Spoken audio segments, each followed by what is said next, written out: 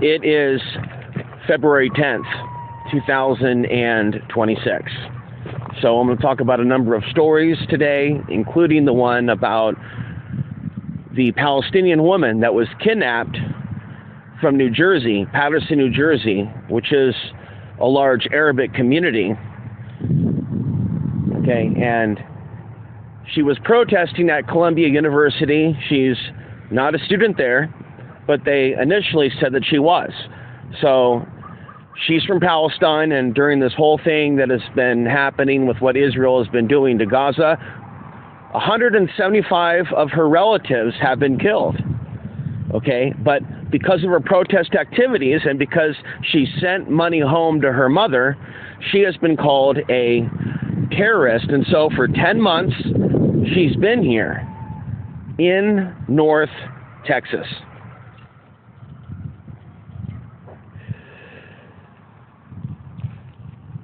And so right now, the update is that she is at the hospital, and the last that I checked, which was last night, her own family doesn't know where she is. So when we talk about torture, when we talk about energy vampirism, when we talk about the inducing of trauma, it's not just being done to the individual, it's being done to the family, as well as the people that are online. So when NPR does a special about vicarious trauma, years and years into this, right, they're going to talk about, you know, what they're dealing with when they see images of the 5-year-old boy, but the hosts of NPR, they can't identify with looking like that 5-year-old boy, Liam, when they were 5. Nor do they identify with the fear of being put into a detention center due to their ancestry, due to where their ancestors were born, due to their last name. And that's how I view the current America. That's how I view the oppression that I faced and the spiritual attacks. That's how I view the future. And so before this even happened, before 2025 even came about, I was trying to warn as many people, especially Muslim women, about these things taking place and about the dark programming on the internet, which has popularized even sexual assault against immigrant women wearing hijabs, right? It just freaked one woman out that I even would know that, rather than the fact that I was trying to warn her. And so there's a lot of really messed up ways in which I've been judged and I've been hated. And right now, you know, I'm really struggling with that pain. And I'm seeing the true nature of consciousness for how it's treated me for trying to help. And I don't just mean one demographic. Okay, and this is something that men and women, women and men, need to come to an adult understanding of. The true callous nature of humanity and what we need to do for each other, what we need to do for ourselves. Okay, because I'm not choosing to respond to the horrible things that are taking place with an overt hatred for any specific group. But I do condemn silence, and I see patterns right now with white people in general and those that they have influenced, right, to not have any empathy for what they have done to Afghanistan. Whether you want to look at through the lens of, you know, one particular angle or the official story, it doesn't matter.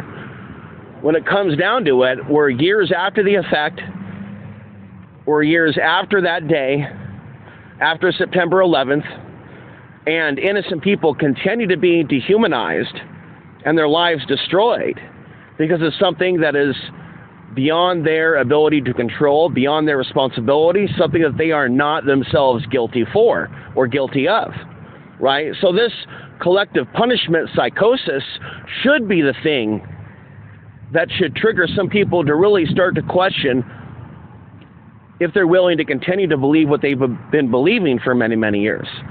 When they're so hardcore about collective punishment and torturing people, you really should reconsider believing any type of official story. So I live in this region of North Texas where a massive amount of people that live here are acting like they are possessed, just like what you're seeing from other people. But here, there's a really high concentration of it. And it's not just white people, you know, so they won't care in many cases about people like her because of where she's from. And for years, a lot of people acted like they cared about Palestine and that they were critical of Israel. And now that we're dealing with what's really taking place, some people have kind of readjusted their language to be in line with the current neo-Nazi white supremacist agenda, which does not really have much of a genuine space for caring about the people of Palestine. But there will be people that will put out reports about the genocide to act like they're a friend of the people because Alex Jones is doing that and others are doing that. So just because you see certain types of positioning on social media and on YouTube channels and on certain shows, it does not mean actually that they really care. And so when we look at what's taking place also with the ICE protests and the outrage regarding that, you're not seeing any real deep criticisms of the wars in Iraq or Afghanistan, nor any deep talks about Guantanamo Bay. And basically the setting of the stage by calling other people insurgents. Years later, Americans and those living in America are being called insurgents or terrorists, and they're being sent to facilities that look just like the facilities that they set up in Iraq and Afghanistan. Okay, so at this point in time in 2026, we have not hit the massive awakening that we need for there to be the necessary change. I've been doing what I've been doing for a long, long time. And I check my email inbox that the public has had for years.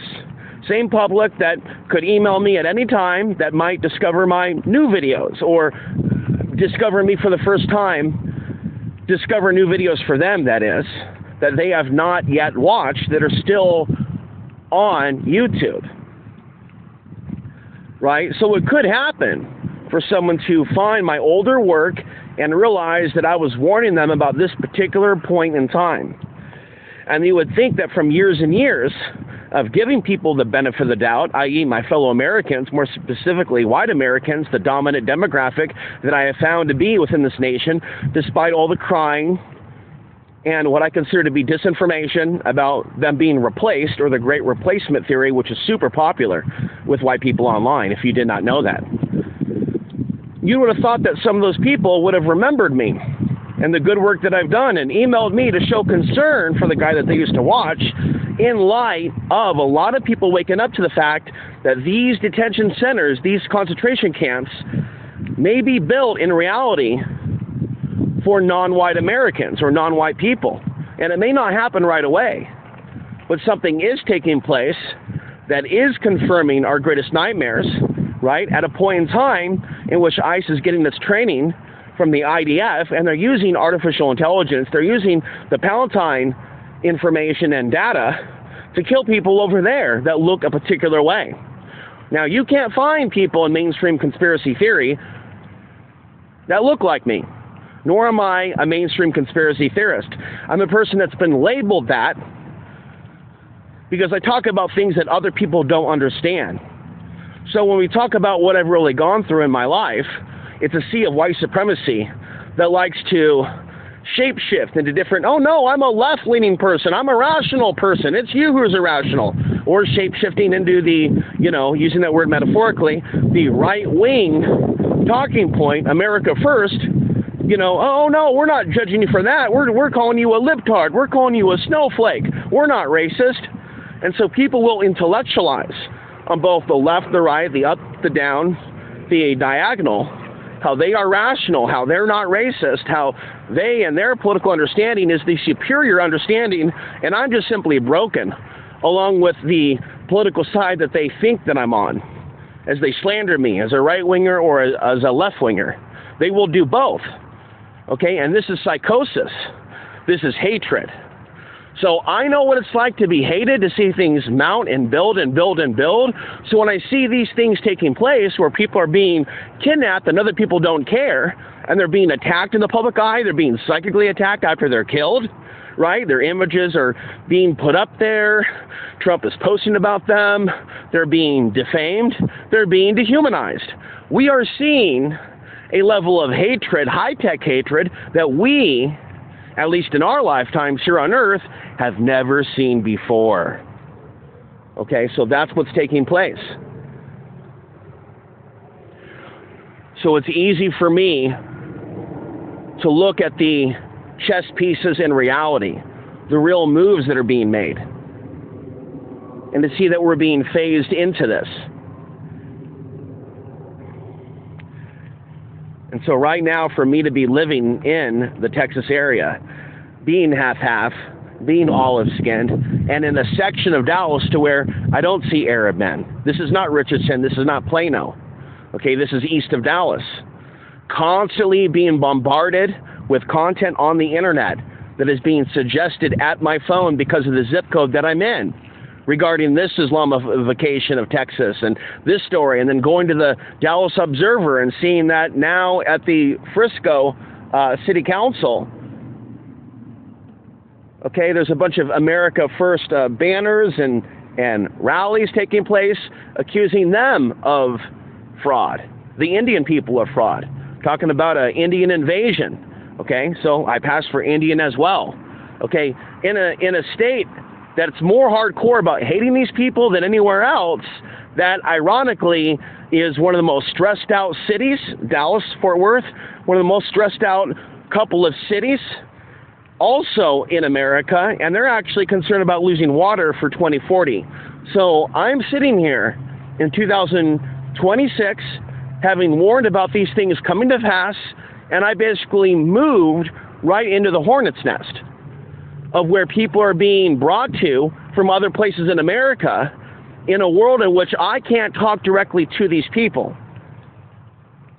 Okay? They really don't like me. And I have a thing for a woman. You know, it's like my intuition's telling me that there's a soul inside there, and it would be nice if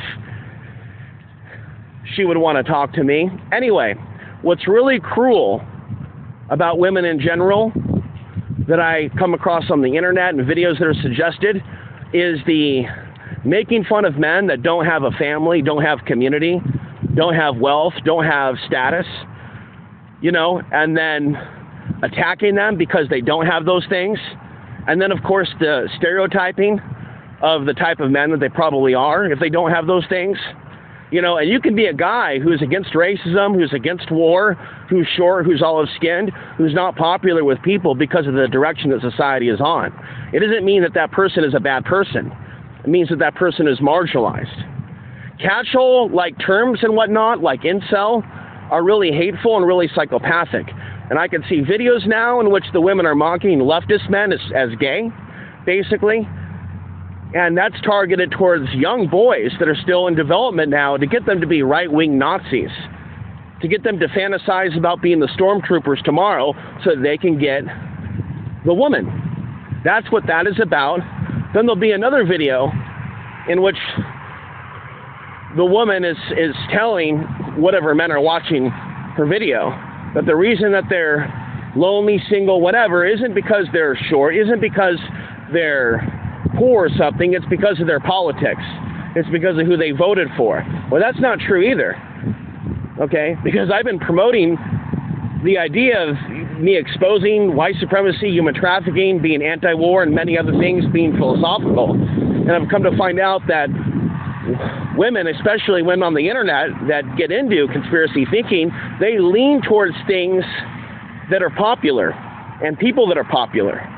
Okay, and it's never left-leaning within that genre. It's always leaning towards the Trump world or hating immigrants or hating Muslims. And so it's not misogyny. There's a lot of bad thinking that both men and women have, but if we take it gender by gender, there is a lot of sneaking thinking with women that it's misogyny if somebody is warning about the inclination of women to be subservient, some of them, to white supremacy thinking and talking points. That's not misogyny. That's pushing back against hatred and the existence of hatred seeping into relationships, right? Seeping into entering into the human